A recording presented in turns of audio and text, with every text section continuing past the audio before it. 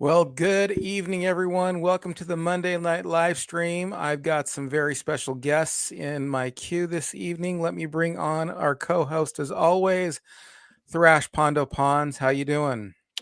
I'm endeavoring to persevere. How are you? Endeavoring to persevere. That's a pretty lofty goal. Yeah, I think I am too.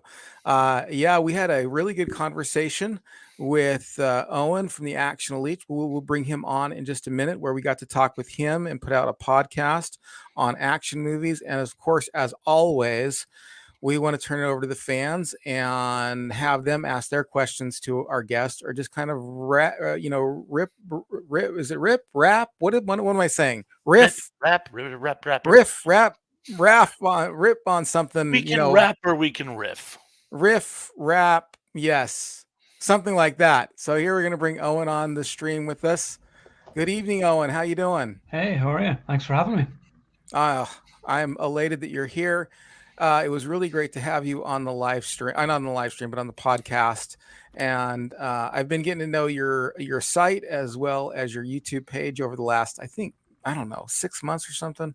When did Yeah. we first meet on Samurai's channel? Was it? Oh, it was yeah, it would have been last year some point when we did a couple of streams together, I think, because the last one I did was December. So I think it was just before I went away on vacation, Christmas maybe.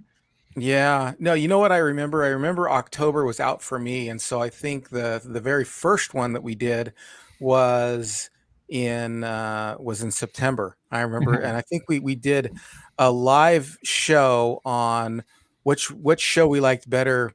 It was Oh, Under Siege versus Out for Justice, yeah, wasn't it? Yeah, right, yeah, yeah. right. Under Siege versus Out for Justice. So I know that you need to make an announcement, because you kind of said something in one of the chats that you were like, "Hey, I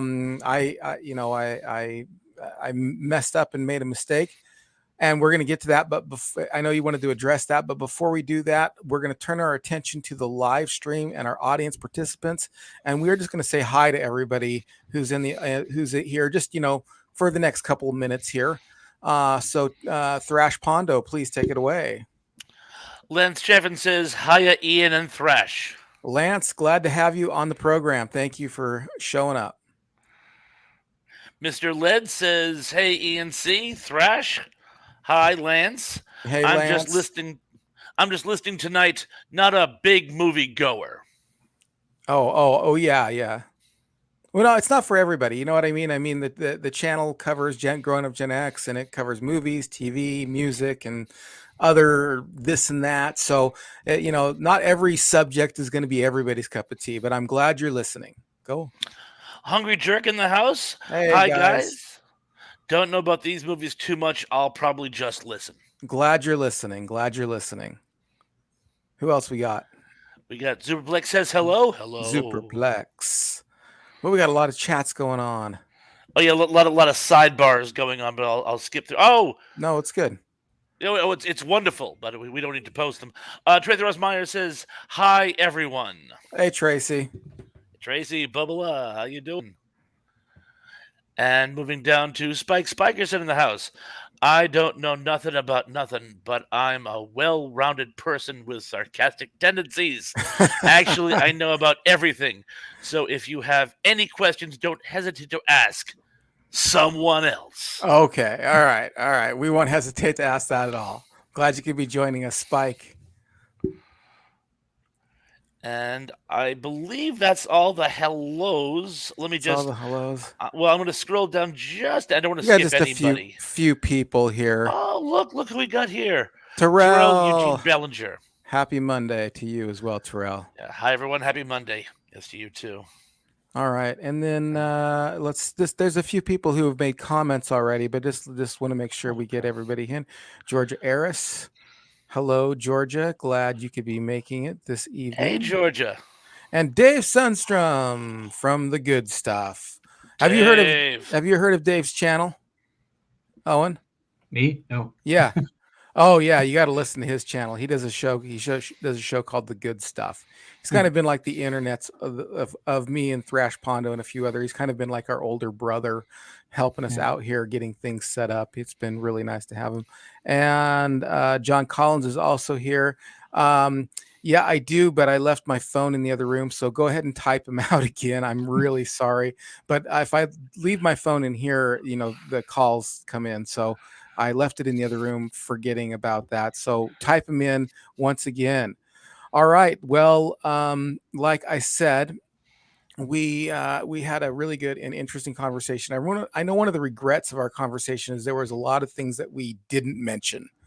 Unless you Not you enough typed time. yeah, you typed me and you're like, "Hey, we I didn't forgot talk this, about." forgot this, forgot this. Yeah, and I was like, "And I forgot this and I forgot this."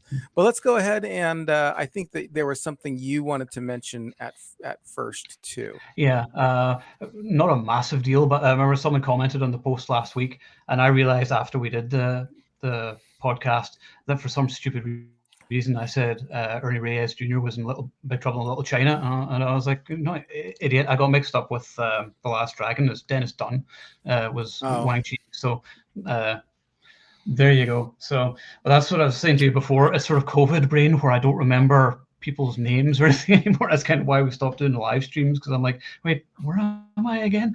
So yeah. it's so there we go. So So you apologies for that. So, Yeah, well, I mean, when you get in and you're just having a conversation, I think people need to be a little forgiving. Of course, that's not the internet's, no, it's not. No. biggest virtue is No, usually. forgiveness. This last week's SNL, they did a whole bit. It was a game show on COVID brain, and now no one can remember anything anymore. And honestly, I think it's a thing. It is. It absolutely is. Yeah, it absolutely is. Definitely. Like I used to Well, have a what were really good some? memory. Not now. Yeah, yeah. I wish I had a more worse memory. It actually gets me into trouble. So, I'm like, I remember that. No, it wasn't. It was on this day, and you said this, and I just I don't know if it's my memory or should I just shut up, kind of a thing. But I'll sit there and I'll try to think of names forever. I'm like, oh, I can't remember that name of Yeah. that guy. You remember the things you don't Whatever. want to remember. Yeah. I know, Yeah. right? What is Always it? the way. What is it with people? Well, is there? Yeah, go ahead. Is there any? Mr. Zuberblick says, "Are we going to discuss Bruce Willis' recent Aspasia announcement?" Oh, and why don't Yeah. you go ahead and I talk have about known that? about this for a while, actually. Although I was told a year or so ago that it was actually dementia, but that he had been planning to retire for some time, and that's one of the reasons why he'd been doing, like, a lot of people. I mean, even like in my group on Facebook, or where you get people saying just really nasty things about him, and now even after the announcement, people still say nasty things. I'm like, what's wrong with people? But yeah, I've known for some time someone who'd worked with him and said that he'd been planning to retire for a while, because I think it was like a few years ago he was on stage and he forgot his lines for a play, and that was sort of the beginnings of it there. So yeah, that's what all I know about it. I don't know that much more than anybody else, but I've just known for a while. But I was sort of told not to say anything, so I deliberately didn't, just to respect his privacy. That must have been tough hearing all the negative things that people were saying about him, knowing that this is a condition. Must Yeah, have I been tough mean, to. I'm not even going to repeat what some people have said on Facebook. I just ban people whenever they say things. Whenever there's people who just say something and they're just downright cruel, then I just don't even give them the light of day. I'm like, no, I'm sorry, you don't get an opinion like that here. So people just think they can say whatever they like and have no repercussions for it. Yeah. Yeah, that's quite a bummer. So what was his actual diagnosis? Well, the aspasia, is it aspasia? Is that what's pronounced? I think I pronounced it wrong. I think you're probably closer. Let's go with that. Yeah, well, I think it's aspasia anyway, and it is a diagnosis where it's a communication issue where he has trouble speaking and movement. So it just causes all kinds of issues. I remember whenever he's been on set in movies, he only is on set for usually about a day, maybe two, and he has a little earpiece in to say the lines because he can't remember the lines. It's a horrible thing. Huh. Now, of course, you're saying it correctly because you have a non-American accent. So whatever way you say it, that's the way we're gonna say it. So I think that's the rule of thumb in communication. Um, so now let me just ask you this question though. I heard that Bruce Willis was difficult to work with many years Yeah. before this. Is that the case, or is it really kind of more of a recent thing, or is this recent thing just aggravated it, or what are I'm we not looking at? sure. Yeah, I mean, I'm not sure how long ago he was actually diagnosed with it. I know it was just announced last week, but he could have been diagnosed with it. I think it was like maybe a few years ago. Um, but I heard he was difficult since the late '90s, early 2000s. So I mean, I remember Kevin Smith with Cop Out, of course, and all of that. I mean, when Yeah, was that? That was like early 2000s, like yeah, 2009, 2007. 2000, something like that. Yeah. Yeah, nine. Yeah, So I'm not sure if it goes all the way back then or not. It could have just been ego or whatever else. I'm not quite sure. So that's it's a bummer too, because at the sometimes when something's going on with you personally, you don't know how to handle it, mhm. and so you turn to kind of being angry or short with other people as a way to deflect a Mhm. problem, and that could have been happening with him for a long time, because I Yes. did hear things. I heard things way back then, like in like in the early aughts, before 010, that he just kind of wanted to show up and have things be as simple as possible and not spend a lot of time there, and he was mad if there were any delays. But again, he could have been not understanding why all the problems that he was having, he couldn't have Mhm. been aware of it and just being just kind of deflecting it. So I'm going to give somebody who has a problem like that a wide berth, quite Yeah. honestly. I'm going to Yeah. be like, yeah, for sure. Yeah. I mean, I don't want to give an opinion about it because I don't know, so I'm not going to say something mean about him, and then it's not true. So I leave that to other people. Right. Well, we got any questions or comments coming in, Thrash We Pondo, that we do. can? We do. Okay. Superflick says, I thought the topic of discussion was action flicks of the Gen X generation. Yeah, that's what it was about. So I think the 70s, 80s, and 90s, I think we were just kind of rolling off with a little bit of that. But I mean, we're ready to jump in. Give us something to shoot at, and we will aim our pistols and fire. You got it. Well, somebody commented on the thing last week as well, and I kicked myself again that I forgot to mention the Mad Max films, Oh particularly gosh. the Road Warrior, because I recently just got them on 4K, and I hadn't watched them for a few years, and I forgot just how good the Road Warrior is. It's just an awesome movie. But even the first one was good too. Beyond Thunderdome, not so much. It has its moments, but it's really boring. Yeah. Yeah, that Beyond Thunderdome is probably the one that I got to see the most because when I was a kid we had HBO, and it was one of them that just kind of kept coming on HBO Yeah. all the time. So, and I think I was pretty young then. I think it was in the 80s, so I didn't know anything. I liked it then. As I Mhm. watch it in retrospect, I do. Yeah, I was 15 or something like that when it came out, so I thought it was cool, man. Mhm. But I was one of those people who used to dream about, living in a post-apocalyptic world like Mad I Max. still do. You're gonna be the boss, though. You have to rule the futuristic, apocalyptic city. But I'll concur with you guys too. If Mad Max is on, I mean, if Thunderdome is on, I'll watch it. But I think it goes Mad Max, and then up here is the Road Warrior, and then down even below Mad Max is it's certainly the weakest of the three. I'm afraid. But Mhm. You like I said, think? if it's on, I'll watch You it. think so? You really? Yeah, Mad Max, the original one Yeah. is I think the again I love the Road Warrior 'cause I saw that one Yeah. first, Look, Mhm. hey, so I I don't think anybody's going to disagree that the Road Warrior is the best out of them because I love the Road Warrior personally. I think that's the best one. But but I'm so wait, you think Beyond Thunderdome is better than Mad Max? I didn't like Mad Max. I thought it was a little Really? slow. Yeah, I thought it was very slow. Now I hear it picks up a little later, but yeah, it's just to me it was just too slow. not a lot of dialogue.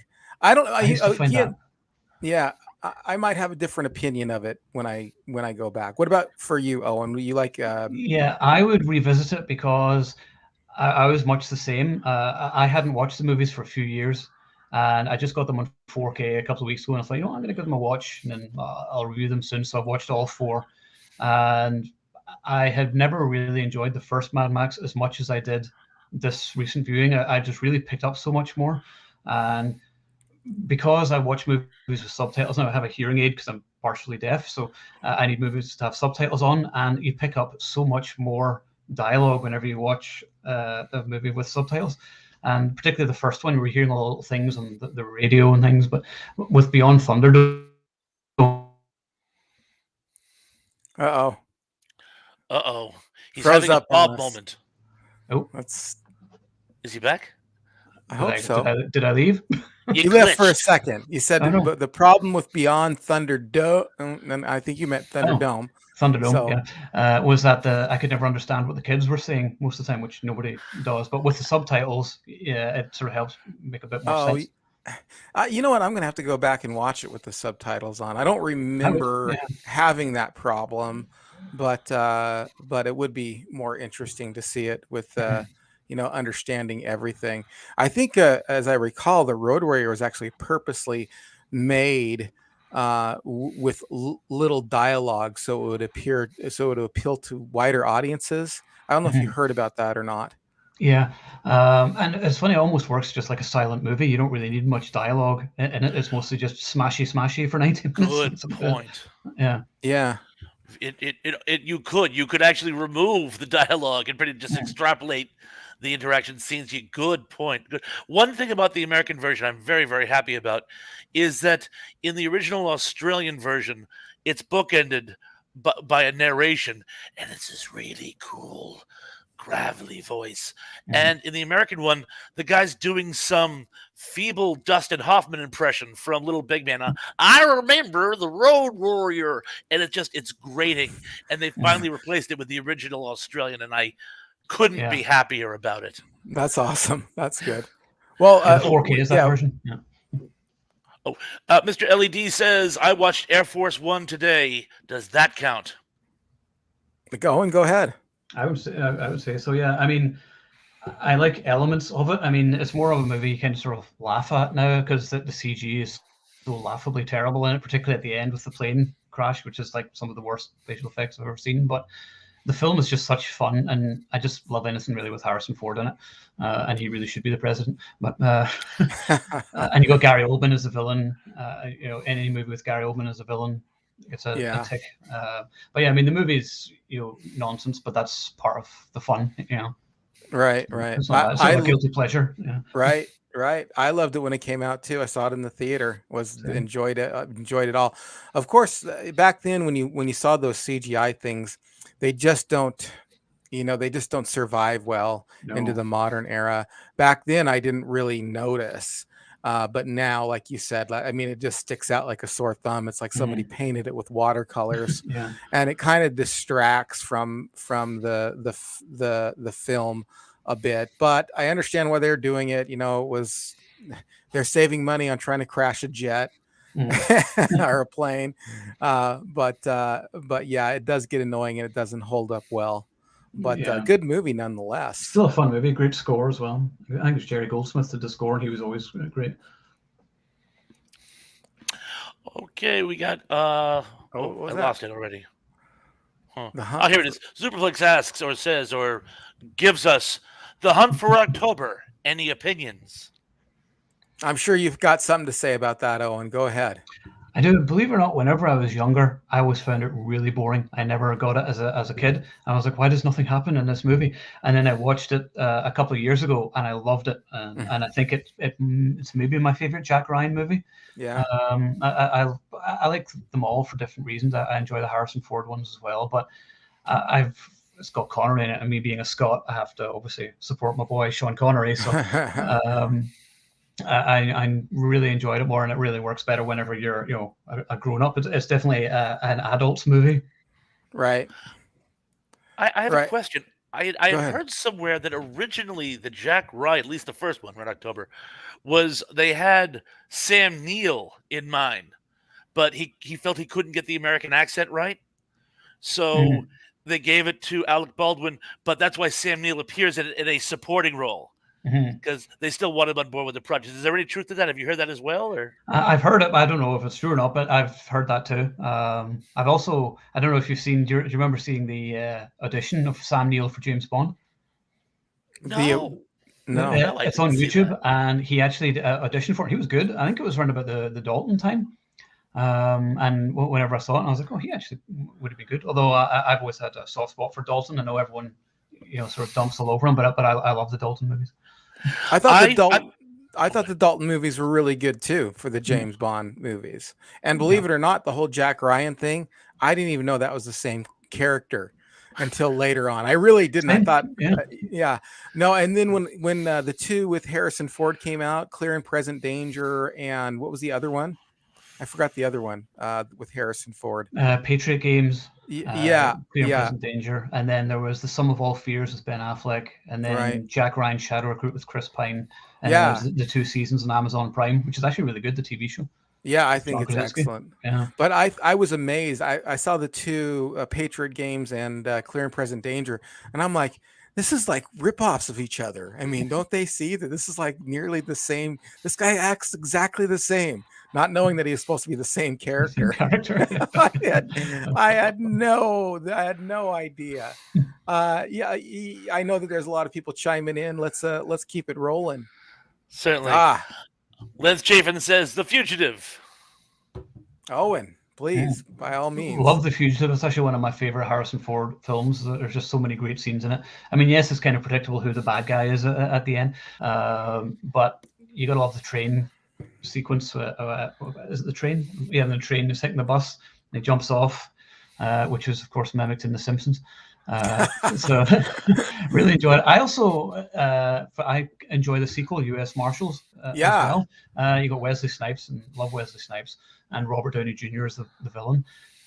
So yeah, they're good movies. I'm surprised we didn't really get a third movie. I always kind of considered. Do you remember the movie The Hunted with Tommy Lee Jones and Yes. Benicio Yeah. del Toro? It was really good, Yep. and that almost could have been one because I thought Tommy Lee Jones was kind of a similar character. Yeah.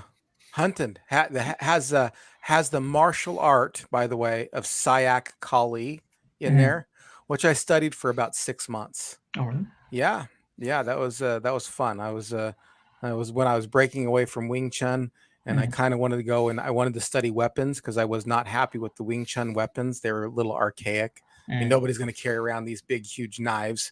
So there's a guy, and he still lives in our town, and he does Sayak Kali. He's a Sayak Kali instructor. Mhm. So I studied with him for about 6 months, and it was a lot of fun and very gruesome. I mean the stuff with the Tommy Lee with the what they did was a little Hollywood out, but not too much. Mhm. And it's actually really good. I actually really like the knife fighting in that show. Yeah, it was really Uh, good. Yeah. and Hunt and The Fugitive. That's a great movie as well as Hunt for Red October. The problem with the Hunt for Red October is it's more of like a slow moving chess game rather than a high impact action Yeah, it's movie. not an action movie. Yeah, it's a drama stroke thriller, maybe. It's more Yeah, tension. Yeah. yeah, for sure. What else we got, my friend? There are so And many Have we said comments. hi to The View with Drew? I don't think so. I don't think He's so. hello, The View with Drew. He says, "Hey everyone, what's up?" Well, what's up to Hey, you? hey, Drew. I am really glad that you could be making it. Now, I can't remember if he was on another live stream or not, or this is his first time on. If it's your first time on, welcome to the program. Glad you could be part of the conversation that we're doing here. And if you were on before and I had forgotten you, I apologize. Many apologies on my part. And yeah, so glad you could be with us tonight. What else we got? Superplex asks, "When did Arnold Schwarzenegger jump the shark?" I think when he, well, go ahead, Owen. Well, someone commented there, and I probably would agree. They said The Last Action Hero, but I kind of love The Last Action Hero because I think it was kind of ahead of its time, and I think people have sort of grown to appreciate it now. I think there was a period there in the 90s whenever movies had sort of big budgets and were hyped that critics and people just tend to be sort of negative towards them, and people just hated the movies before they were out. Because I've been going through like a lot of these movies that were like seen as the flops of the time, and Last Action Hero was one of them. And I've been really enjoying them. And I'm like, I don't hate these movies at all. So just watching them separately without having the stigma of them being box office flops is interesting. But I thought it was interesting, The Last Action Hero, because it did almost kill the action hero character, like the lone badass cop character, who's the Dirty Harry kind of role or whatever, where it's kind of spoofed there, and it's kind of hard to take it seriously after that. And there's some good action scenes in it and all kinds of funny little in jokes. And if you're a genre fan like me and you've seen as many action movies as I have, and I've seen one or two, then you just got these little jokes, and I pick something up every time I watch it. So, but yeah, I definitely think it probably would have been considered his jump the shark moment, where it sort of changed the genre. Right. And it goes into the action movie parody as well, to a degree. I mean, it does go there to some degree, and I didn't hate the movie either. I thought it was good. I mean, I didn't love it like I loved I loved Commando or something like that, but I mean, there was a whole subgenre of action movie parody heroes. So like what was that one with Samuel L. Jackson? Loaded Weapon one. Yeah. That was funny as well. Yeah. Loaded Weapon. And then we also talked about the one with I forgot the name's going right out of my head. Charlie Sheen. Hot Shots. Hot Shots. Oh, Yes. Hot Shots. Thank you. And Hot Shots bought Do. Right. And then we even had a little bit of that a little bit in like Tango and Cash. Mm-hmm. Someone mentioned Tango and Cash there. I love that movie. Yeah. Any thoughts on that, Thrash Pondo? Please chime in. You're more than welcome to chime in. Well, the thing about Schwarzenegger is always he's made some not great movies, but he's just such a lovable person. We just keep forgiving him, and his movies are fun, and so we just keep going back to them. And I mean, he's made comedies that he's not above laughing at himself, and I think as a result of that, I'm not sure he ever actually has jumped the shark. I mean, is he as serious an actor as he was 30 years ago? Well, who is? But I think Arnold Schwarzenegger is great. I haven't loved every movie he's done, but I've at least got a chuckle out of every movie I've seen him in. Yeah, I think that's a good point because I mean the notion that he did jump the shark could itself be challenged. So yeah, I think there are many actors who have. Yeah, there are many actors who have done movies and never come back from it. And but I don't want to start pointing fingers. Let's keep it fun. The View with Drew has a question. Question for everyone: which action movie villain do you like more, Hans Gruber, T-1000, or Agent Smith? For me, T-1000 is number one, Hans Gruber is second, and Agent Smith is third. Well, how would you rate those, Owen? Actually, I wouldn't even have Agent Smith on the list. I would have Clarence Boddicker way up the top. Clarence Boddicker from RoboCop is one of my favorite villains. I think he was terrifying. He scared me to death when I was a kid. Loved him, and I also liked Kane in RoboCop too. But yeah, I would say Hans Gruber number one. I do love Hans Gruber. Then T-1000 and then Agent Smith, I guess, but it's hard. Because T-1000's great. Yeah. That's difficult. I don't have a ranking system. I love them all. Yeah. Oh, I have to read this one in. Excuse me. Dave Sundstrom says, that's a good-looking T-shirt, Thrash. Yes, I have to point this out. This was the T-shirt sent to me from the Golden Rage himself, Mr. Pat McCormick. It's a Retro TV Trivia T-shirt, and I told him I would sport it with my next videos. Cool. Right on. I had to read that. I've got one of those T-shirts myself. I've worn it before. So, yes, I mean, glad you could wear it tonight and promote a fellow YouTuber tonight. So cool. I've subscribed to both your channels, by the way. I noticed you subscribed to mine. Thank you. Thank you. I watched your little intro video, which I love, the Twilight Zone. I Thank thought that was you. great. So I mentioned it to my buddies as well. So you'll get some new subscribers soon. Because I think one of my friends, J-Man, you'd probably get on really well with him because he does shows called Breakfast Cereal, as in Oh SERIAL. yeah. He talks about the old cereals and things like that. So you probably have a good chat with him. That'd be cool. Well, thanks for the shout outs. Oh, Dave has one more thing he'd like to read into the record. No stream this week, folks. I'll be at my son's college lacrosse game. Is he playing against Archer Sterling? That'll be nothing to people who don't watch Archer. Well, Dave, we will miss the live stream, but we totally understand. Family first, I mean, you got to have these priorities, and that's awesome. We wish him the best too, and hope he wins in the skirmish against the other team. Good luck. I don't know if break a leg is an appropriate non-acting circles, but I'll use it. Break somebody else's leg. We'll go that way. Yeah, that's better. Yeah. You can actually weigh in on this, please, Ian.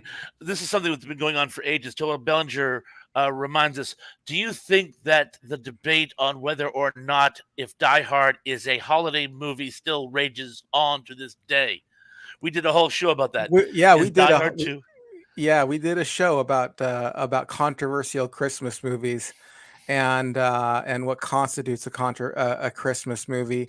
And really, it's super individualistic. Kind of if it's a tradition in your family to watch said show around Christmas, or it's a semi-annual theme, then for you it's a Christmas movie, and for other people they may not be a Christmas movie. When you start laying out like these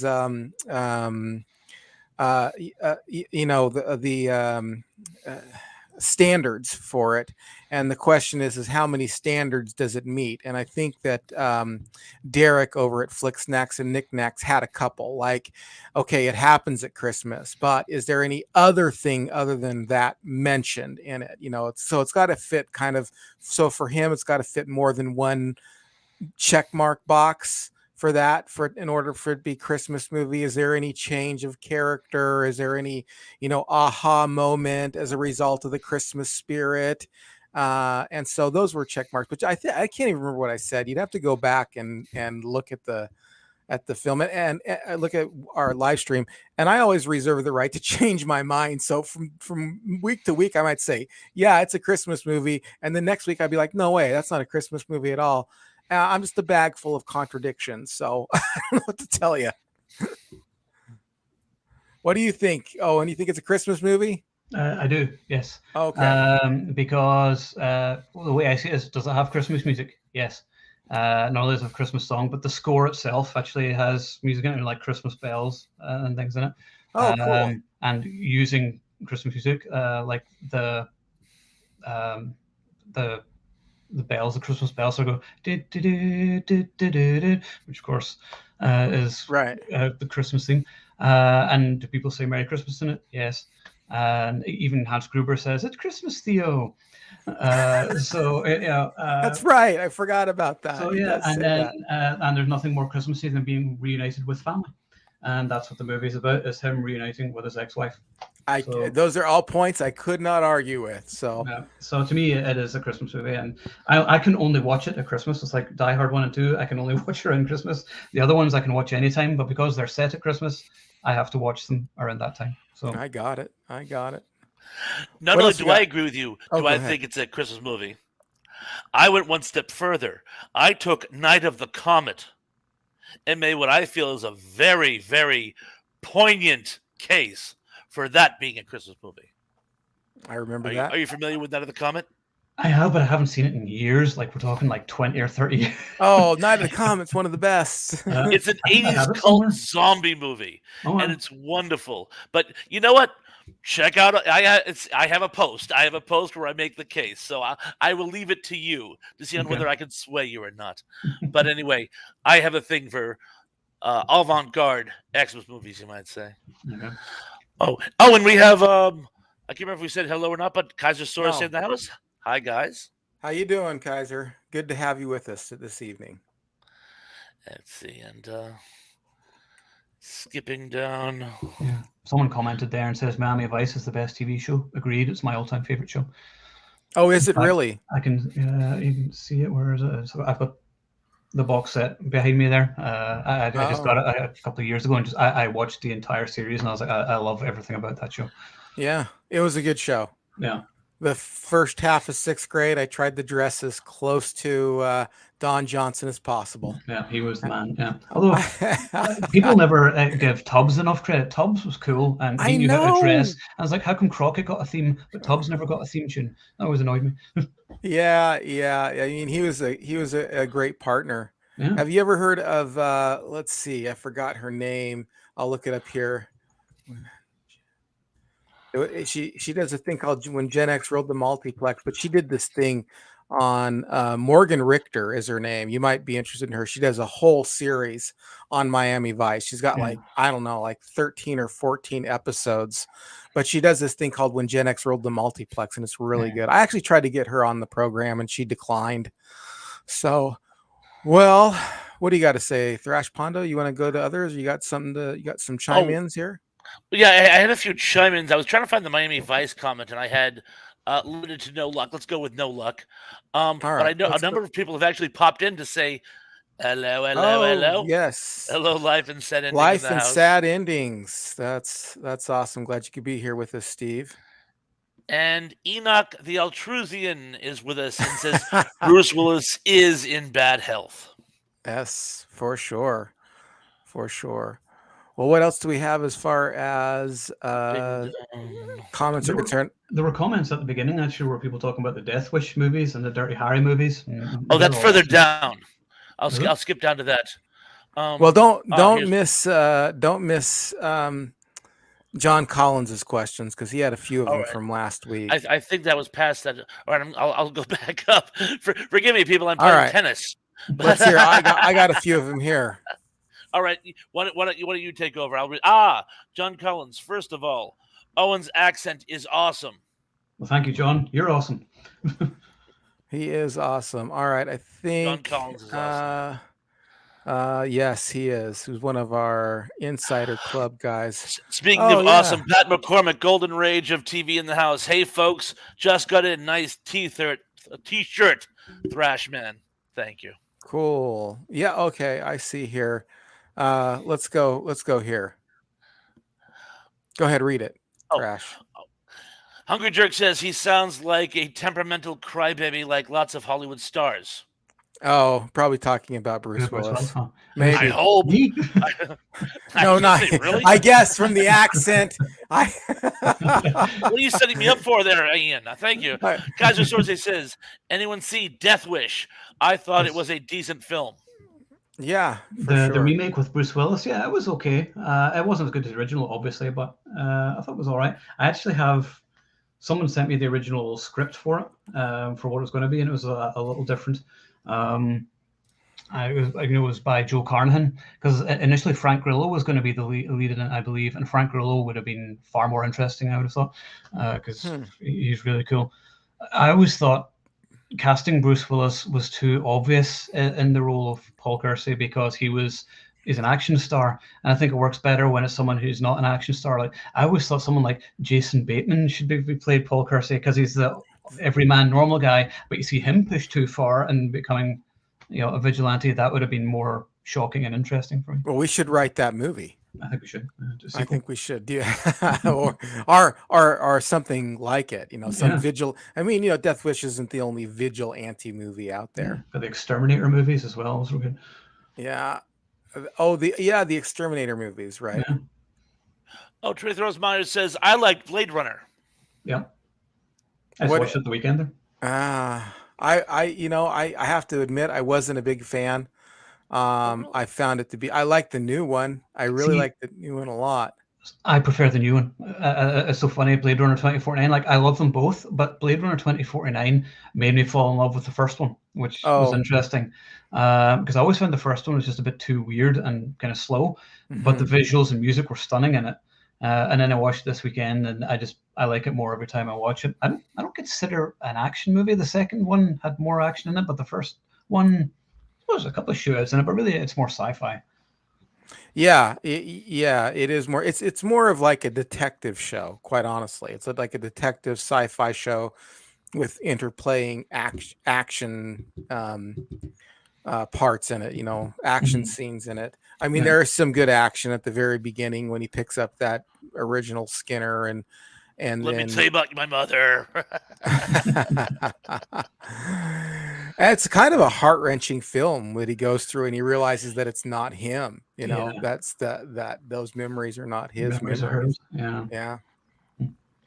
Yeah, but and they wanted to be more like a an old Sam Spade novel, which is why they added that superfluous narration throughout it. The film works better without it, but Mhm. I saw what they were going for. Yeah. Oh, Golden Rage just had something he wanted us to read into the record. He says, "Yes, I'm working on something kind of special with a little luck and good timing. Should be really fun." Well, we are looking forward to that for sure. Retro And Oh, TV Trailer. I'm gonna have to subscribe to him. I yeah, like retro stuff. he does great stuff. He does really, really great stuff. Dave Sundstrom says, "I really loved Mad Max Fury Road, maybe even more than The Road Warrior." mm, Mad Max is a supporting character in it, though, and it's supposed to be about him. It's really more Furiosa's movie. She's awesome and everything, but he spends most of the movie tied to a car. Uh, so he's just.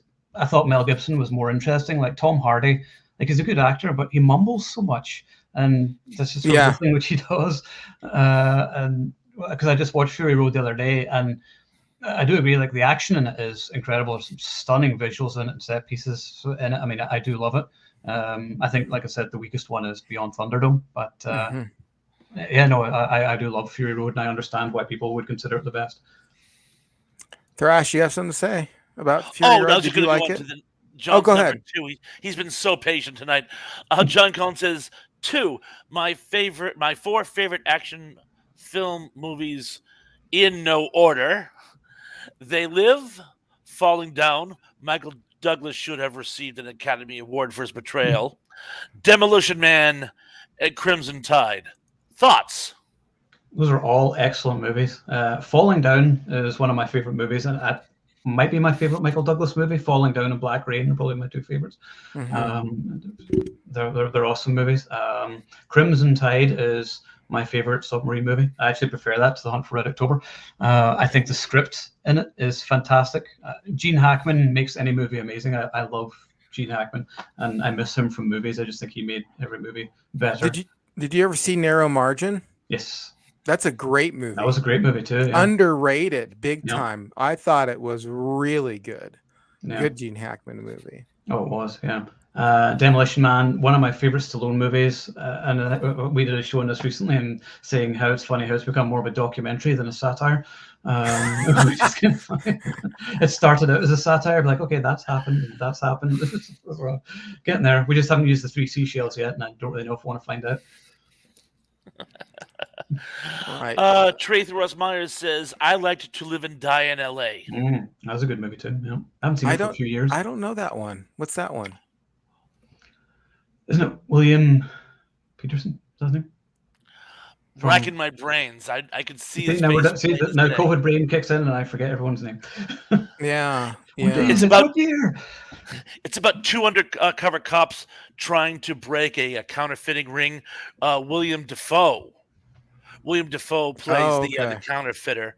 A supporting role by a young lady who I had a crush on when I was 17. I can't think of her name now.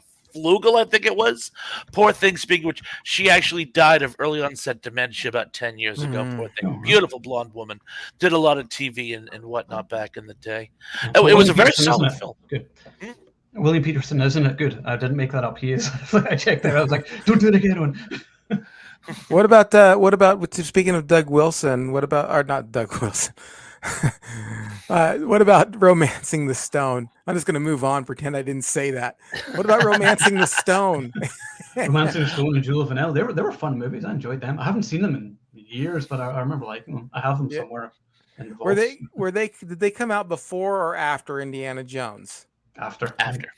After. Were they kind of, do you think they were kind of like riding the coattails of Indiana Oh Jones? yeah, that was another franchise we never talked about last week. Was Indiana Jones. That's another movie for it, because Raiders of the Lost Ark is maybe my favorite movie of all time, or Oh, certainly way really? up there. Yeah, Yeah. there was a period when I would watch it once a month. I would just be saying all the dialogue along with it. Yeah. It's like that and Return of the Jedi are like the two movies I just say every line along with when I'm watching them. Yeah. Return of the Jedi, really. Yeah. You're a fan.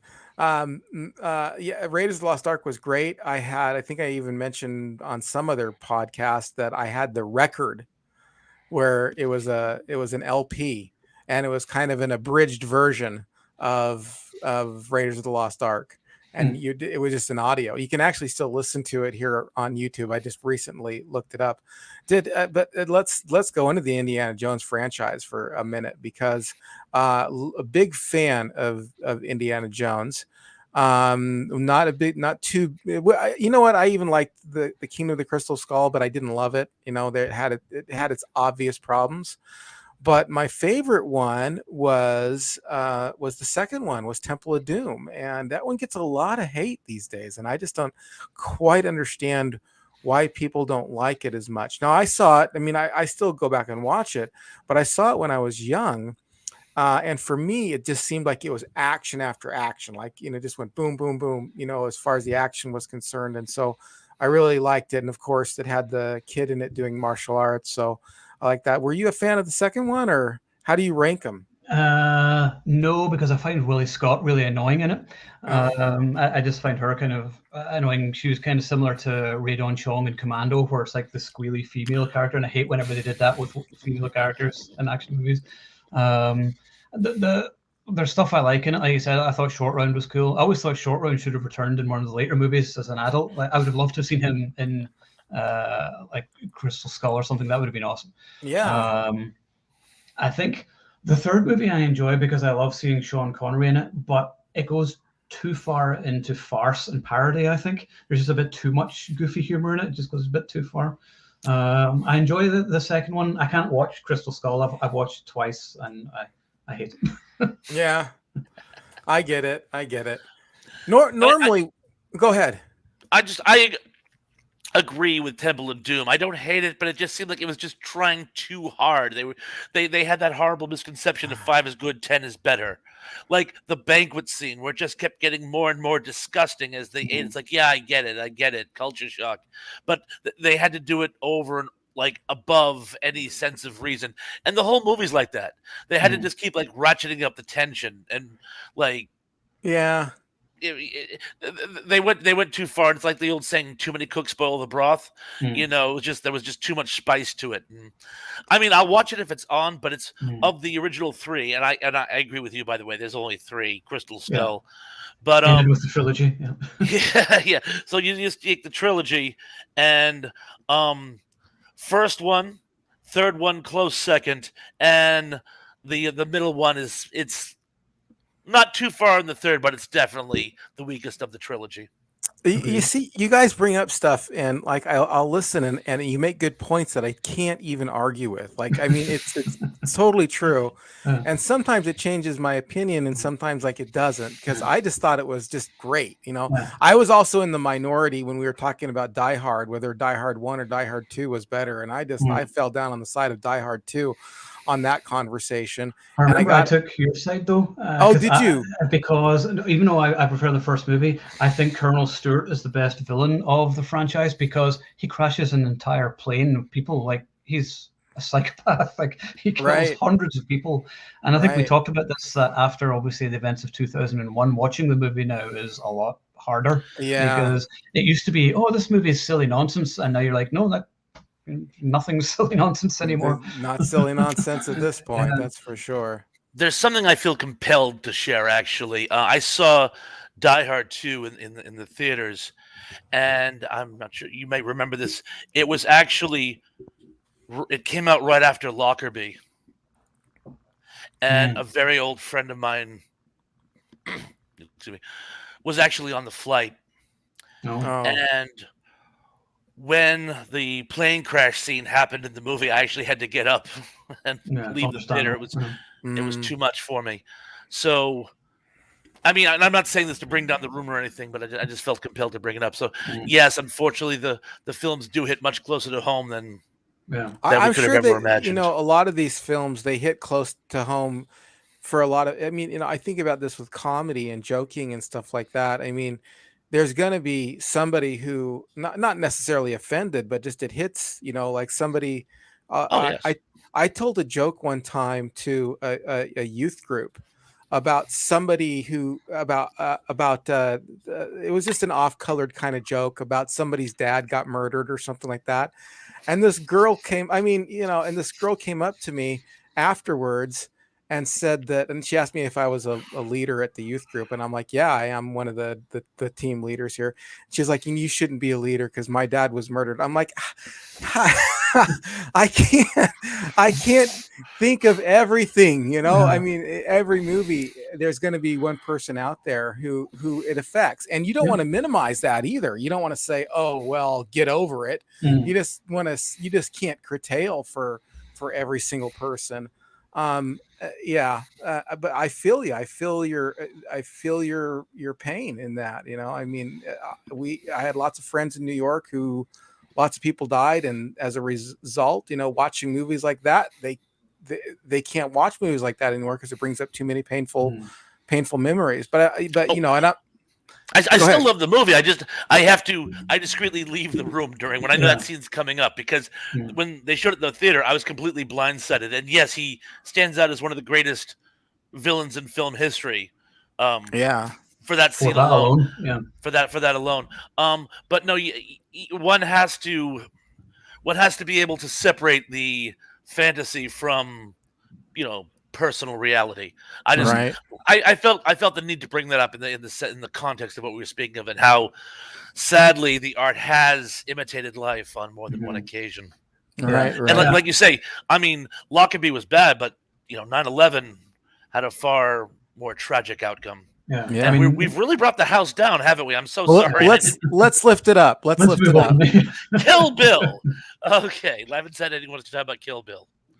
What do you think? You like that movie, or were those some of your favorites, or did you? I do enjoy. I like part one particularly. I always remember. Do you remember whenever the movies came out, or just before they were released, and Tarantino kept going on about what the DVD release is going to be the best DVD release ever. It's going to be so many special features. It's going to be the whole bloody affair, and all this, and then it never happened. I'm still waiting. And to this day, it never happened. So I enjoy them both. But the part one I prefer. It's very Tarantino, just with the dialogue and everything. You got some great action scenes and the over-the-top violence and everything. So yeah, I definitely enjoy them. Yeah. Well, I mean, the martial arts in it was really cool. Yeah. So I thought that was good. Not my favorite. No. Stuff, but I mean, it's enjoyable. What else we got, Mr.? I'm surprised. Uma Thurman, who I've liked since Dangerous Liaisons, I felt she really pulled it off as an action heroine. And it's funny because when I first heard that they cast her, I'm like, really? You need to get Sigourney Weaver, because that's the only female action star in the world, but someone like that. And I saw it and I thought she was pretty darn good in it. Or Gina Davis. I mean, yeah, Gina Davis too would have been. My secret shame. I love Cutthroat Island. I remember I only watched it for the first time a few months ago, and I'd never watched it because it was a flop and it was dumped on by everybody. And I watched it recently, and I was like, the action in this movie is awesome. There's like explosions, great stunts. And I was just enjoying it just for the nonsense that it was. And I was like, I would rather watch that than a Pirates of the Caribbean movie. If I remember when that movie came out, because it wasn't a parody, it was like an homage. They were trying to go back to the old school swashbuckling Paul Reed movies. Yeah. And I think the audience at the time didn't quite grasp that. They thought it was just schlock. No, it's a tribute to an earlier day. And so it wasn't appreciated in its time like so many other homages are not. Fair enough. Yeah. And let's see, we got Truth Rose Myers, The Falcon and the Snowman. Never even heard of it. I have not seen it. No. I was like, is that a sequel to The Winter Soldier? Yeah, I know, huh? Oh, well, I gave you both a chance. It's a 80s Cold War spy thriller. starring Kevin Bacon and Madonna's first husband. Give me a second. Sean Penn? Sean Penn? Yes, Sean Penn. Yes. Penn. Oh, yeah, I have heard of that. Yeah. I haven't seen it, but I've Yes, heard of it. and one turns against the country for money, one does it for ideological reasons, and hilarity ensues. They're two old friends who end up again. They start selling secrets to the Russians, and it's more of a psychological thriller slash bromance than an action movie. But I loved it. Cool. Right I on. need to see that now. I'll have to check it out I'm too. ashamed that I haven't. Would you consider Tombstone an action western? Absolutely. Yeah. It's one of my favorite westerns too. I love Tombstone. I like that one as well. It was really Great good. cast. That's one I could watch over and over Yeah. again. One of the best casts of all time, and the cast is incredible. Yeah. Val Kilmer's best role, maybe. Yeah, You know for what? sure. I One think of you're his right. I iconic think it was his roles. best role. The Huckleberry.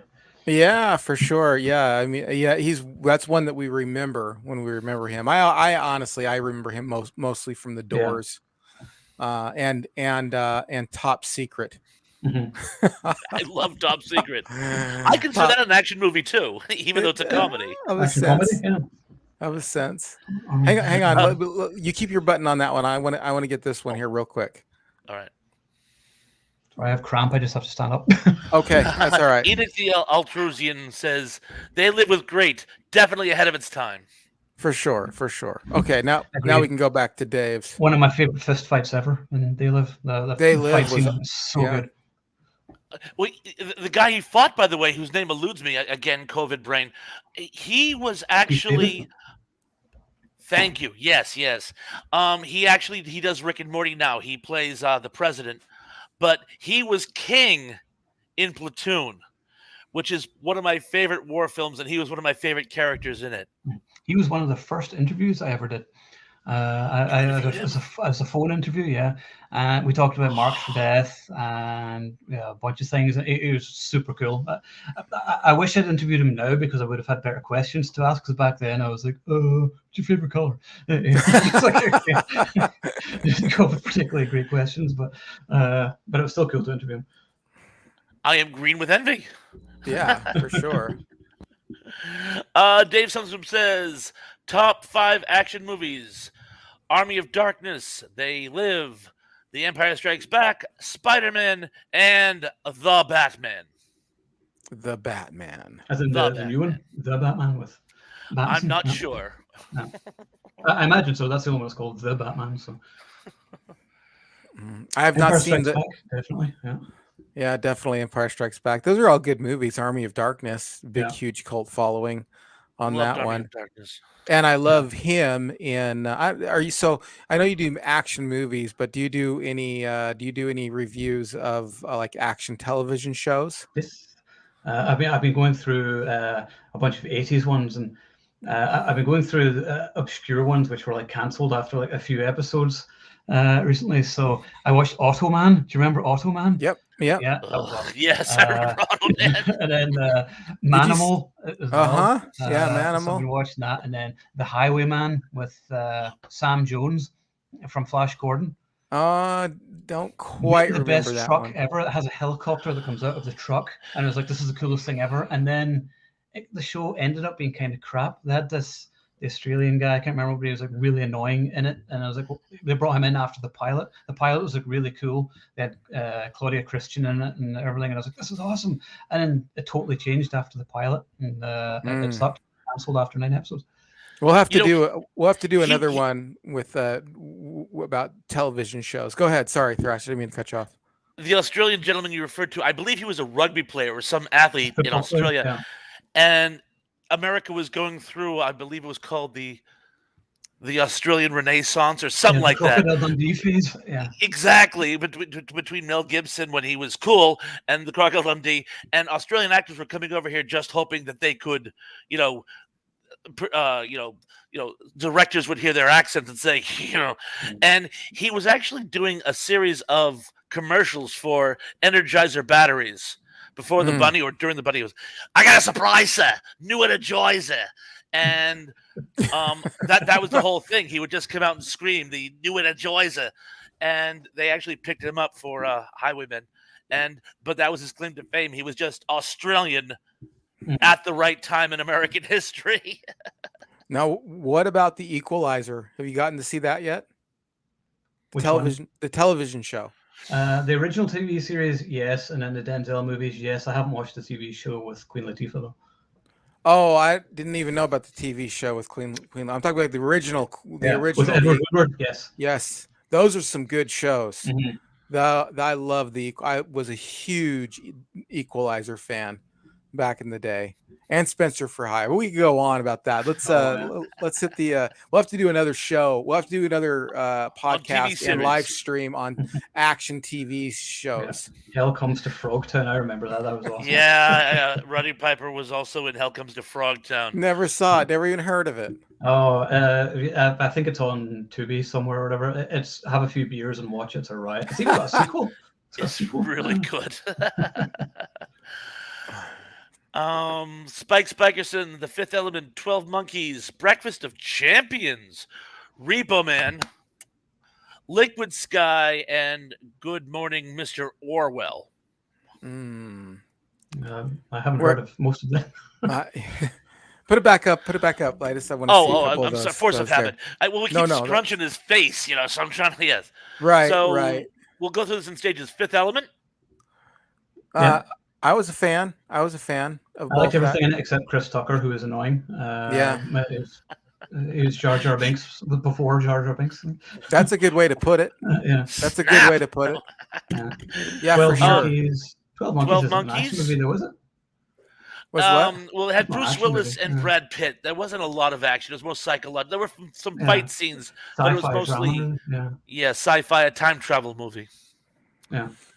Breakfast of Champions. Are you referring to the Kurt Vonnegut Jr. novella? Because I'm not familiar with that as a feature film. I know the novella, but unless I'm thinking of something else. Repo Man I refer to Repo Man as the quintessential 80s cult movie. Agreed, yeah. It's just, in fact, I watched it the other night. Yeah, you have to get past the casual sexism and racism and all the other stuff that the 80s was okay with, but I think it's an amazing movie, and it's perfect to illustrate, even though it's far-fetched in science fiction, it illustrates the period. Was that who was in Repo Man? Was that Emilio Estevez? No. Okay. Lance Hendrickson. Some more people. Those are the two. That's biggies. Okay. I'll look it up. I have to watch that one for some reason. You have to watch it. You have to. Writing it down right now. You got it. Liquid Sky. Never Again, science fiction. I don't know if I consider it action though. And Good Morning, Mr. Orwell. Sorry, not familiar something with it. about the guy who wrote 1984 or something. Good morning, Mr. Orwell. What do you have for us today? What kind of predictions are you making? Sequel called 1985. Right. Kaiser Sorsay says Crouching Tiger, Hidden Dragon is a martial arts film. Yeah, and we talked a little bit about this, about where we're going to draw the line between action films and martial arts films, or action films and sci-fi films, and we decided to have a big umbrella conversation. And if it's got action in it, then we're just going to consider it an action movie, even if. I keep forgetting to mention this. We haven't mentioned the Lethal Weapon films. Oh. And I put that on the thing. I know we were supposed to Bruce Willis. Love Lethal Weapon, particularly the first Lethal Weapon. The first one is one of my favorites. Groundbreaking. Yeah. And let's go through them. Let's just take the time to kind of list them out here.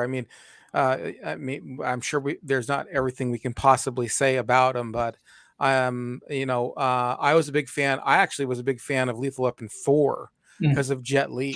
Same. Yeah. I was a little hesitant when it came out because I'm like, oh gosh, do we need a fourth one? Is this is it going to be called The Grab for More Money? But no, I was a big fan, and I did like the first one with the psychological trauma that the guy goes through. So it would be difficult for me to rate him. But You know what's funny? I saw the third movie first. oh, did you? Really? I was, what age was I when that came out? I must have been about 12 or 13 years old when Lethal Weapon 3 came out. And me and my buddy went to see it and said, Lethal Weapon 3, what's that? And we went to see it. You could still pick up what was going on. You didn't need to have seen the other movies to have picked it up. But after seeing it, then we went home and got the VHSs and watched the first two. And then that was it. I'm like, oh my God, these movies are great. So yeah, I find something to enjoy in all of them. I find, once again, there are movies you appreciate more when you get older. Particularly when you reach your 40s, I've really found something different to take out of them. And I enjoy them a lot more. Like, I used to find Joe Pesci's character kind of annoying sometimes, but actually I kind of like him. Really? Yeah. That is interesting. Yeah. Joe Pesci's an amazing actor because he can is. go from somebody like you see in Goodfellas and Casino, where he's somebody you don't want to mess with. Oh yeah, terrifying. He's terrifying. And then he does something like Lethal Weapon, where he's the guy who's always picked on. Mm-hmm. I mean, he's just he's the same, and some of the characteristic traits are the same. But man, that guy can act. Oh yeah, he's believable in both. You know, I mean, if it was the same guy, like if he had I just imagine some alternate universe, you know, the twin in Casino walks up and they think it's Joe Pesci from the other, they start picking on him. What would that guy do? He'd use a pencil like he did in Casino, wasn't it? Yeah, start stabbing. Oh, you got some jokes. Cry now, big man. People would flip out. I keep seeing these comments. I'm trying to sort of keep up with them all. But Kaiser Soze, you're my boy, Kaiser, because he just said that his favorite Nicolas Cage movie is Con Air. And I was like, yeah, same here. Okay. I love Con Air. I fight anybody. I'm like, no, I'm sorry, Con Air is awesome. I love the music. That electric guitar theme tune, so good. Yeah, I guess that's good. What else? Georgia Ears says, I do know. I don't know. I don't know if Watership Down qualifies, but I enjoy it.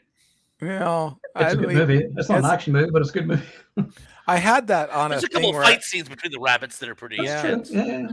I did like a 10-minute YouTube video of messed up movies that kids were allowed to watch, and Indiana Jones and the Temple of Doom was on there, and Watership Down was on there. I said I think it was three movies that kids were allowed to watch that they probably shouldn't have watched, because it's a cartoon. You think it's going to be cute and fuzzy and bunnies and all this stuff, and you're like going, man, I can't sleep tonight. I remember that. I mean, my kids' movies I watched when growing up, it was like First Blood, RoboCop, and I remember we were like laughing at how violent it was, and I'm probably mentally scarred for the rest of my life. Right, yeah, exactly. Well, Red Dawn, the first time I ever watched Red Dawn, I was scared. I thought the Russians were going to come any minute. Mm-hmm. I had all my weapons up against my bed. Like that would have done anything against a gun. Like I had like my sword that wasn't even sharp, you know, my bow staff and my two, you know, my sticks and all this stuff, just in case somebody came into the room, I could. I don't know what I was thinking, but you know, I was 10 when it came out. So. The Golden Rage TV says, what was the Tom Cruise one where he had to keep going through a Groundhog Day in a war of evil mechanized aliens? He had to keep dying to advance further. Loved it. Yeah, Edge of Tomorrow. I loved it too. Yeah, it's a good one. Yeah. It was really good. Yeah, the funny thing is I watched it, but I was late, so I only saw the last half of the movie. I loved what I saw, but I had to watch kind of extrapolate. Watch it again. I've probably watched that one a few times. I'm actually a pretty big time. I don't like his early movies, kind of the cheesy stuff. I don't know, the one with the drinks or whatever. Those were not my favorite, but his everything from like Far and Away on, like I've really enjoyed. I've enjoyed all the Mission Impossibles. Second one wasn't my favorite, but I mean, I enjoyed those. I think Oblivion was good. Minority Report was fantastic. Edge of Tomorrow. I mean, if you haven't seen the whole thing, Thrash, see it because it's really good. for me, he never really came back from playing Stauffenberg. He couldn't pull that character off, and it's a pity because I wanted to love that movie. That's like one of my favorite chapters of World War II, and I went into it saying, whatever it is, I'm going to love it. And I loved everything else. I just thought he just was not miscast. convincing. Yeah. Terribly Mm-hmm. miscast. But the rest of the movie was pretty solid. But just him, he It couldn't was a pull one-time off. watch for me. Yeah. Yeah. Which was okay. Oh, it was called Wolfslayer. Valkyrie. Valkyrie. Thank you, Valkyrie. That's exactly what I meant. No. Yeah. Owens around themselves on the law of diminishing returns in action films or in films in general. What do you mean? Oh. I'm sorry. John Collins says, number 3, what are Owen's or anyone's thoughts on the law of diminishing returns in action films or films in general? I think what he means is, if I can misquote you possibly, John, is with the more sequels, the worse they get. Oh, yeah. Yeah, I can't think of too many franchises that get better as they go along. Maybe the Mission Impossible franchise. I think there's been someone mentioned there is Zoper X Plex, the Mission Impossible. Yeah, I found something to enjoy in most of the Mission Impossible movies. The one I don't love is the third movie, because I don't like J.J. Abrams. But you don't like J.J. Abrams, the guy who ruined Star Wars. Anyway. Oh yeah, yeah. Well, okay, I got to give it to you there. But I loved Lost. I mean, I just loved the television show. The show Lost. Here they're having production delays in the latest Mission Impossible. Yeah. Mm. The Mission Impossible franchise is one of the few which sort of gets better as it go along. The past few ones have been really good. Yeah, I thought they did really good as they went along. I think they're very interesting, and we all know the what is it? What is it called? The thing in the movie that everybody cares about in the movie, but what's that called? Alfred Hitchcock, the MacGuffin. The MacGuffin, yeah. Yeah, the MacGuffin. If that's one of those things that if you're aware of, it can ruin a film for you because you can never not see it now. But it's the thing in the movie that everybody cares about and you don't care about at all. Yeah. And actually, the more that you can care about it, the audience can care about it, the better the film is, or the more interesting it is, the better the film is. This is where superhero shows kind of go wrong because they're fun, they're action films and stuff, but their MacGuffins definitely weak on most of them. Yeah. But as far as the Mission Impossible, they actually do a really good job at the MacGuffin. I mean, they do an excellent job at having the audience being invested in what everybody in the movie is invested in, and making that part interesting.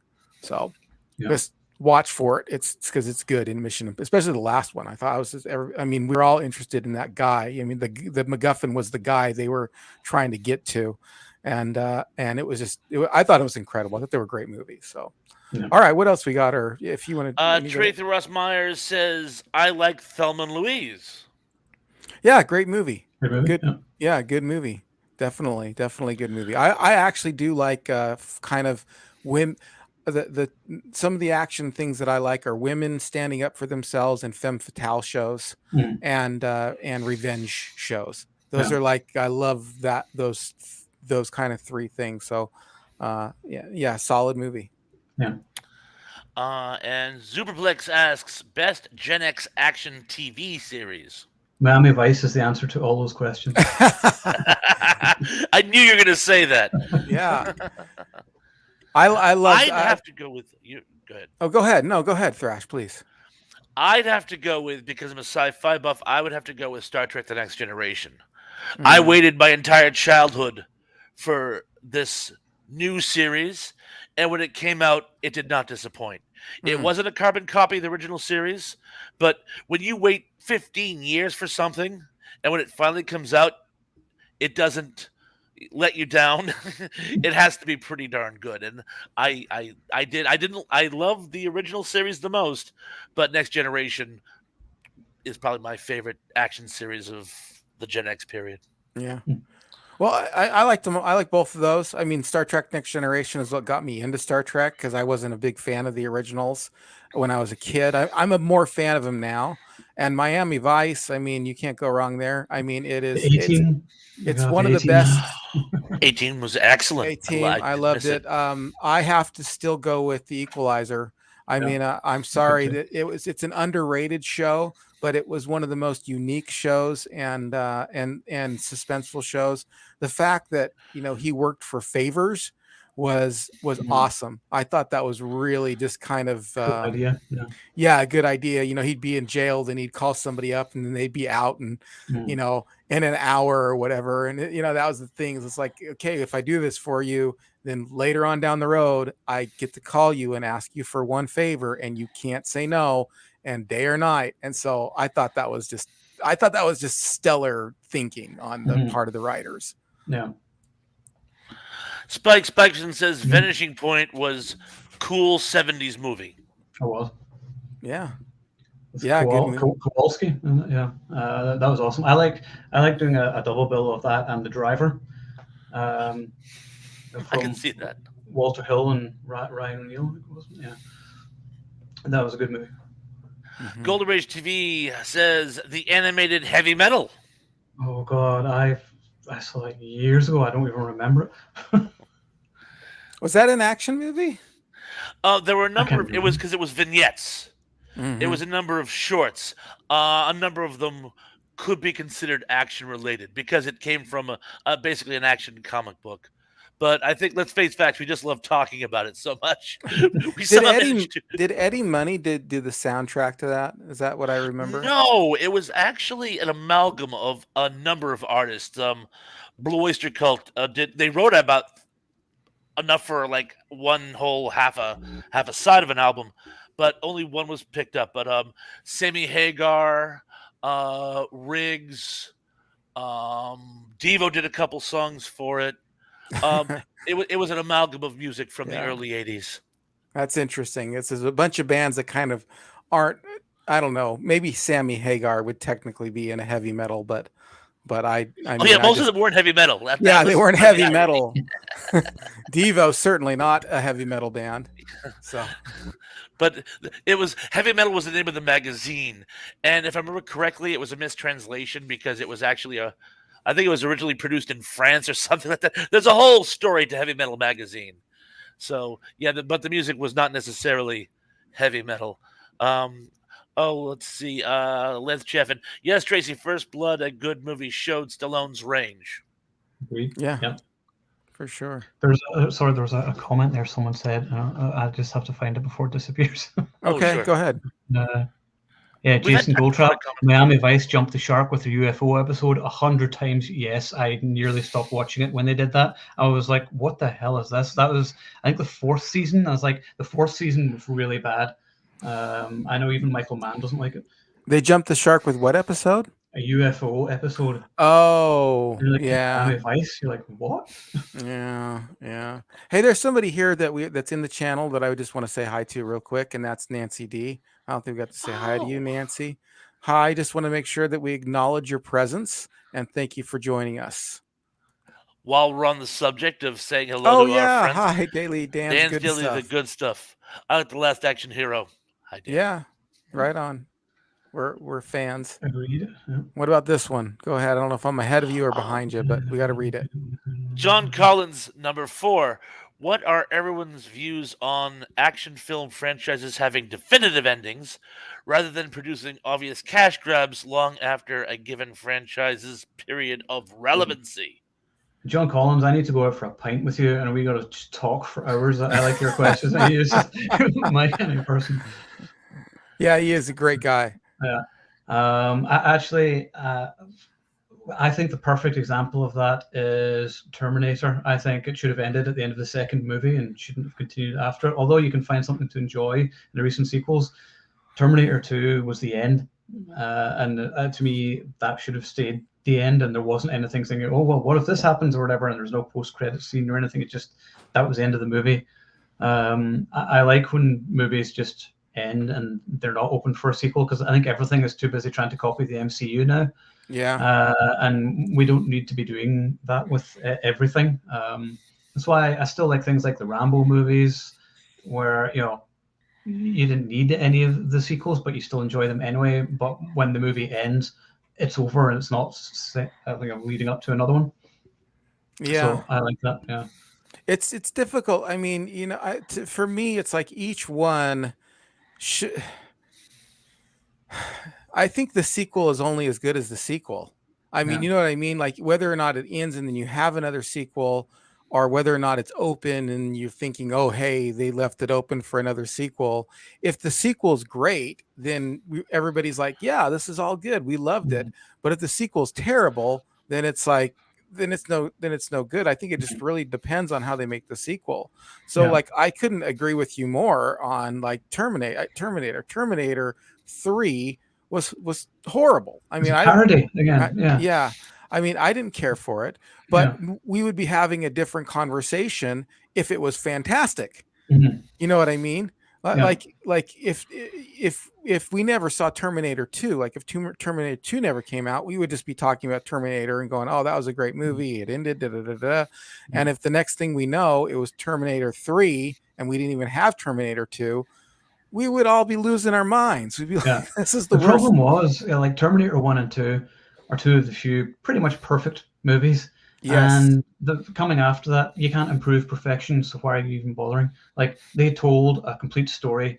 Yeah, money. It's just all it was purely for money, and none of the sequels have matched the first two movies for me. And then Dark Fate just totally like ruined the first two movies. I was like, oh look, we're just going to kill off John Connor now, and everything he did was for nothing.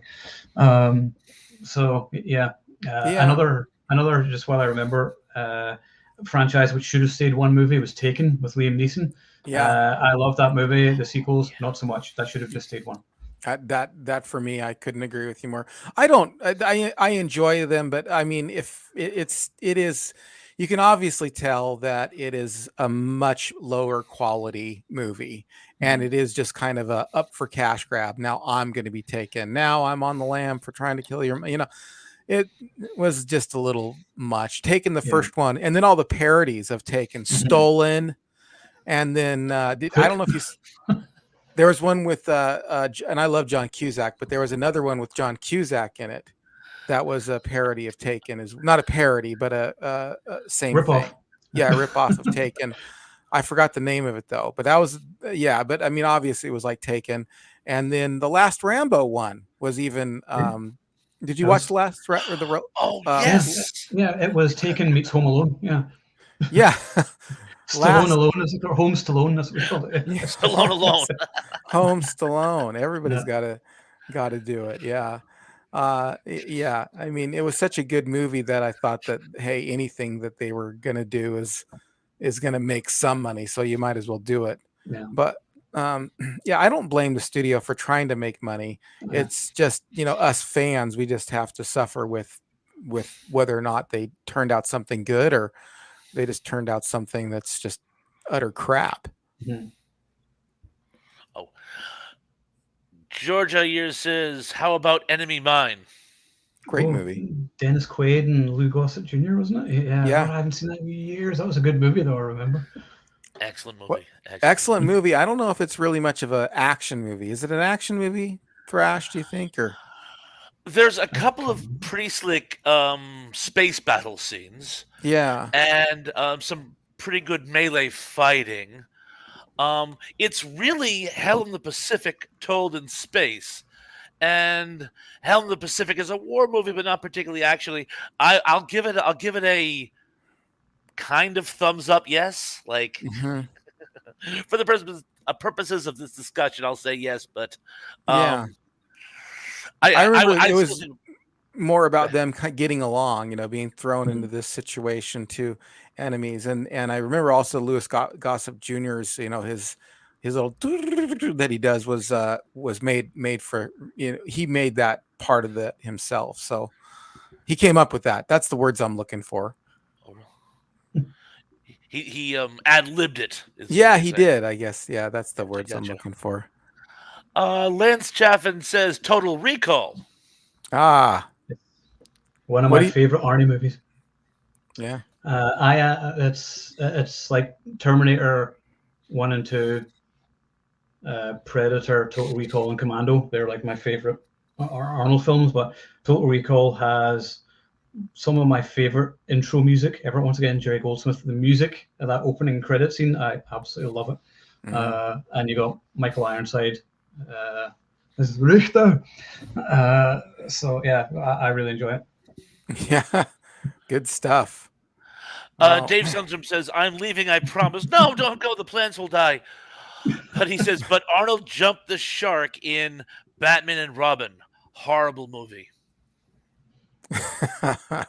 You see, Arnold was the only thing in that movie that was actually good because he was just Arnie being Arnie and saying Arnie one-liners. Everything else in the movie was terrible. Yeah, yeah, not as terrible as Batman Returns, though, in my opinion. I don't know if There's you remember. one movie that George Clooney is ashamed to having made, and this is the man who gave us Return of the Killer Tomatoes Part 2. There's one movie he's ashamed of making, and that's his Batman movie. Yeah. Oh, really? Wow. Wow. He was just ashamed at how it came out. It was he was wrong for the role. He I was mean, it just so totally miscast. wrong for the role. And it was just over the top cheesiness and corniness. And yeah, anyway, I can go on about Batman for a long time in all of its aspects. Yeah. So someone's just asking like whereabouts I am there. This is Owen's in Scotland. No, I'm from Scotland, but I actually live in Toronto, so I'm in Canada. So there you go. All right. I just wanted to splash Danger Zone. I couldn't resist. Right on. Oh, Lance Chafin says Cyclone with Heather Thomas. Haven't seen it, but you had me at Heather Thomas. Yeah, I have it on DVD actually as part of a 4-pack with Alienator and Eye of the Tiger and something else. I can't remember what it is. I remember it'd be good fun. Yeah. Yeah. There's and I keep bringing this up, but there's Hard Target. That was a Jean-Claude Van Damme film, wasn't it? Yes. One of my favorites. Yeah. Yeah. Actually, somebody asked that earlier on. So what's the favorite Van Damme movie from the 90s or something? And yeah, Hard Target for me. Hard Target, even better than the one you have on the, even better than Sudden Death, or I like them both for different reasons. I think Hard Target has better action scenes, and I love John Woo.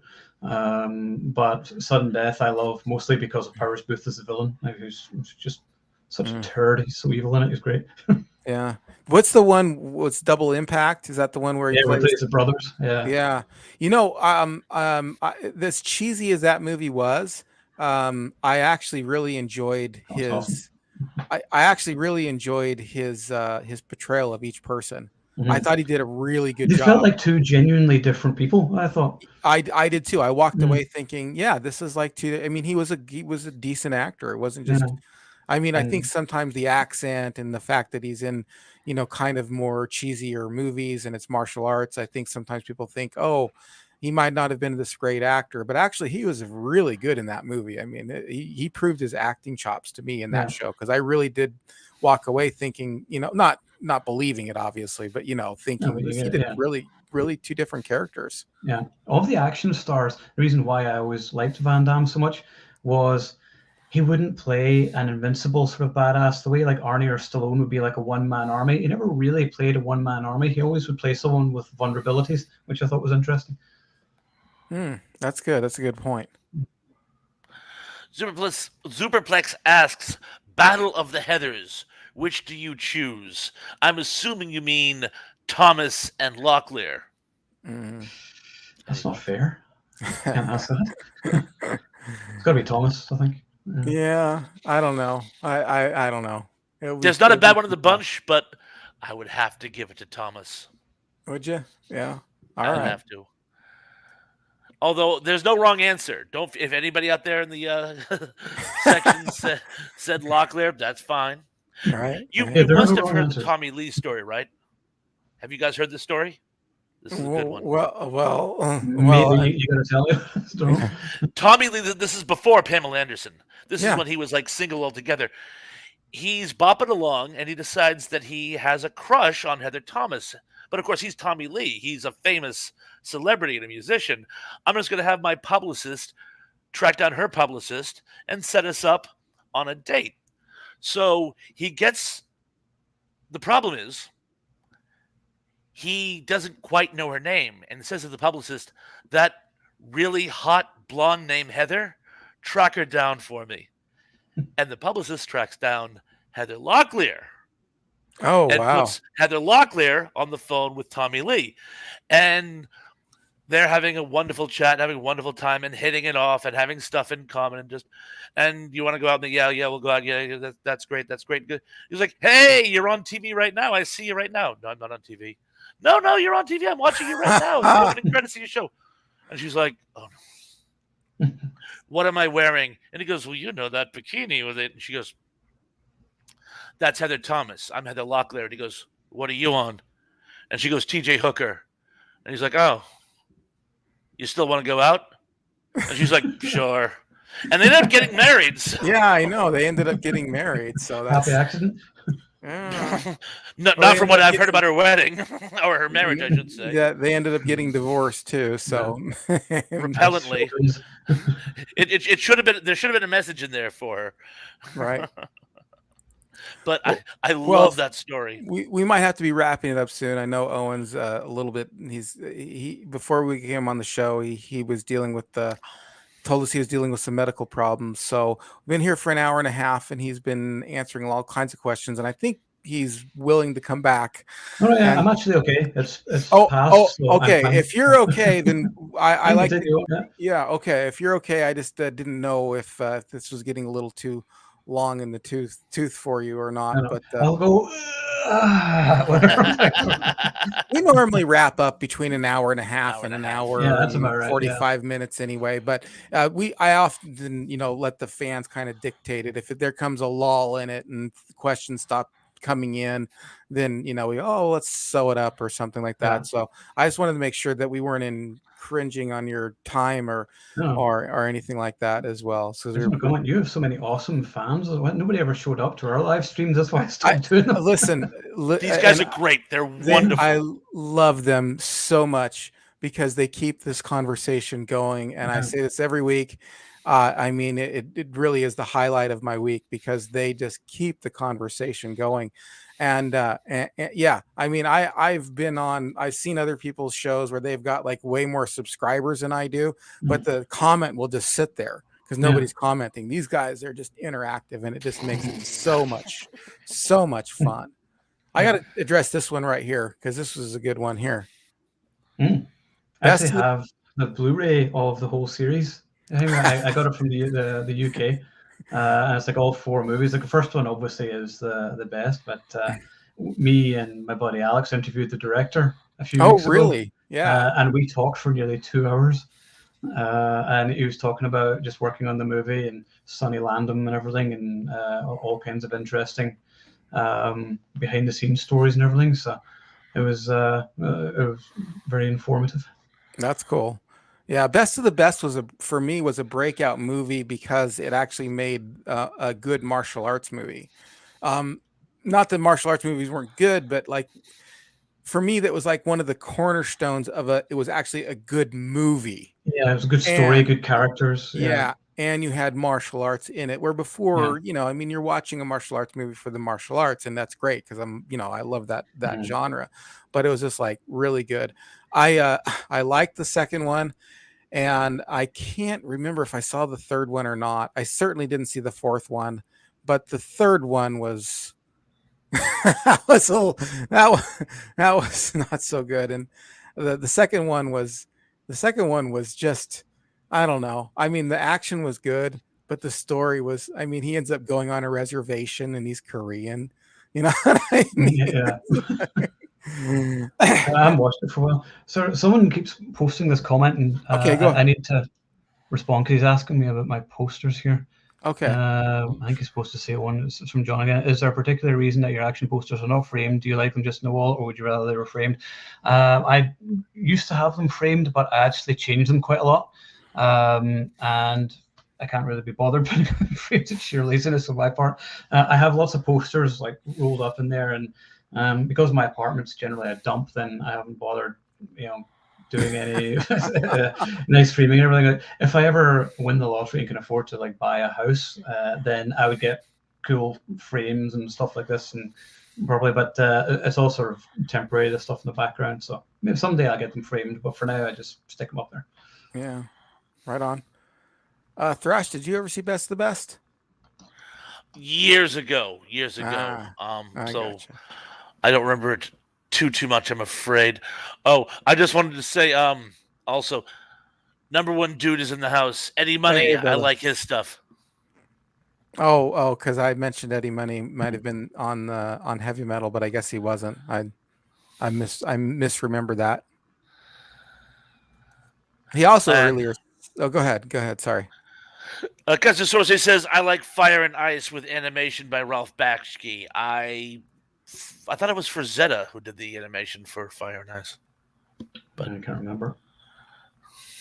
I never saw Fire and Ice. What is it? It was high fantasy animated film, came out late 80s, and I could have sworn it was Frazetta who did the I mean, Bakshi may have collaborated on it, but I thought Frazetta is the one who actually did the animation. But while we're on the subject, Hungry Jerk says at Darrell, Wizards is one of my favorite animated movies. Oh, because Daryl Johnson's in the house. Oh, Daryl Johnson's Daryl, in the how you house doing? and says Wizards. Any thoughts on Yeah, Wizards, guys? What's Wizards? never saw it. Wizards is a Ralph Bakshi animated film. It came out in the mid-late 70s, and talk about high fantasy. It's set thousands of years after a nuclear war. Earth is starting to heal itself, but as a part of its healing process, magic has come back. So there's fairies and elves and dwarves living in these sort of magical cities. Meanwhile, these horrible mutants in these radioactive wastelands have formed their own civilization. And two brother wizards, one good and one bad, polarize the situation. One becomes the leader of the fairies and dwarves and elves and the good people, and the other becomes the leader of the mutants. And in his attempt to take over the world, he releases these demons from past wars. So you have one army of mutants and demon warriors. Oh, and he's also unearthed a lot of Nazi technology. So you have Nazi mutants and demon warriors facing Nazi off against mutant, elves. demon warrior, wizards. This sounds good. Hey, I just Yeah. wanted to say something here. Night, Tracy. We're getting some people dropping off. So, hey, Yeah. everybody, don't forget to like, comment, subscribe, share this or share one of my videos on your favorite social media. Let's get the word out about this channel. Let's get me up to 1,000. And the last I look, just so everybody knows, let me actually just do it right now while we're here, because I know you are all interested in how I am doing on my my watch time. And I am doing, let's see here, I am at 1,837 hours of public watch time. I got to get that up to 4,000 to be monetized, and I got to get up to 1,000 subscribers. So please watch those playlists. I got 4 different playlists. I got one on television, one on I think Star Wars, and then I think I've got one on I got a few of them out there. One on music. And so, these are all the episodes we've done up to the point that I made the playlist. And so just, let them play through on one of your devices. That would mean the world to me. And I know these two gentlemen here would also appreciate you going over to their channel and liking it and subscribing it. And Thrash Pondo actually made it past 100. So that's cool, huh? Right. Thank you, each and every one of you. Thank you, including you, Ian, by the way, for joining, by the way. I think you were 103, I believe, but thank you, actually. You mean Owen? Owen, not Ian. Did I say, I'm sorry, Owen. Ian and Owen is confusing or thing, guy. Well, we were on Samurai's show, and Samurai kept asking me Ian. He said Ian, and I already chimed in. I said, me? And he's like, oh, no, I'm sorry, Owen. But we both got the same first letter for a name that doesn't normally begin with that Ian letter. Keep going, Ian, it's Ian. Yeah. So I'm saying, Owen, I'm terribly sorry. Irish Gaelic. It's Irish Gaelic for John, believe it or not. I was like, why don't you just call me John? But yeah. But it's a good talking point. And mine is too, actually. Yeah. Mine is Irish Gaelic for John as well. Oh, so we're all Johns together. Bob also means John. Did you know that? No, God. No. I actually know the etymology of this because in Greek it's Ianu is Mhm. John, and so you get Sean from Yeah. John, and you get Ian, and you get Owen as well from that, and then in those earlier editions of that, when before they had the printing press, and actually even up into the Xerox, people just spelled things crazy. They really did. There was no standard of spelling. And so, especially before the printing press. And so people spelled things just kind of how they thought they should sound. And so Mm. that's why my name isn't, IAN. And it's just an interesting thing there. Yeah. So yeah, that's your free one. Yeah. That's your The only free. one. I should definitely be on Who Wants to Be a Millionaire. I know, because although my brain would freeze up if I did Yeah. that. But before we go, tell me, Owen, what do you got going on your channel for the next up? Well, actually, I just saw ZoporXplex there. I was asking if we had a channel. So yes, it's the Action Elite on YouTube. I haven't done anything for a while, but I think we're going to be doing it in the next week or so. Actually, me and J-Man are going to be talking about the best of the best franchise in detail. So I will rewatch them all, and we'll do that.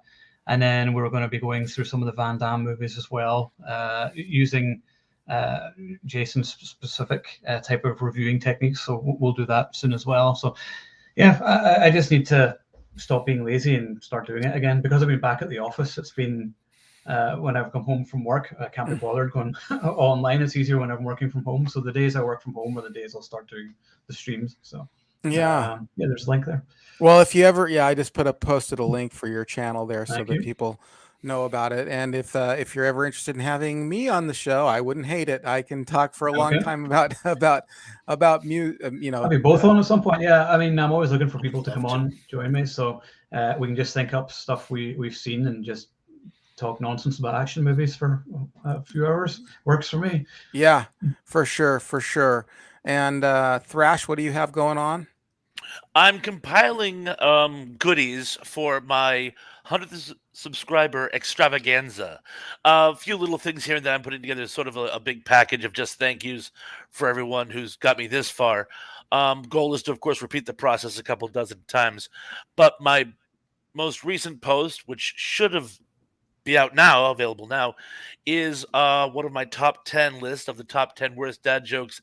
This one is an Academy Award themed top 10 Mm, list, and all in mm, good fun, but it should be at very least topical. good.